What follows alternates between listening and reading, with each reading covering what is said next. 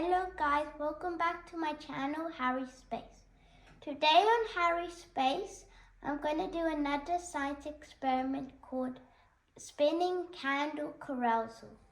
For this experiment, we need these items: a matchbox, a bowl, a pencil, a skewer, scissors, Play-Doh, some tin foil, and 1 to 4 candles.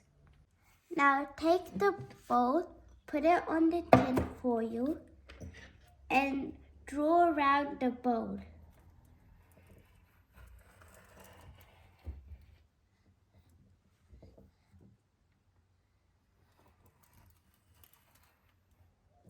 Put the bowl and pencil aside, and now time to cut.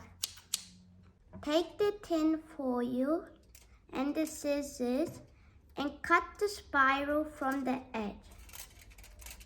So this is how it looks when you cut it into a shape of a spiral. Take a little bit of Play-Doh, roll it into a ball, and place it on a flat surface. Now take the skewer and place it in the middle of the Play-Doh. Put the spiral on the skewer and pinch the top of the spiral so it can hold. And cut from the bottom a little bit so that the candles don't touch. Place a candle beneath the spiral. Use your matchbox and by the help of your parent or guardian, light your candles up. If one candle doesn't work, use 2 or more candles. Why it spins? Because the hot air rises and pushes the candle carousel, so then it spins.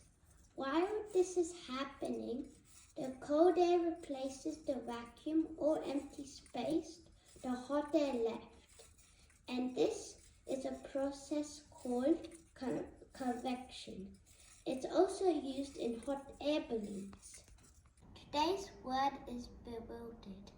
The meaning is if you're confused or puzzled. A sentence you can use it for is, he is bewildered by his decision.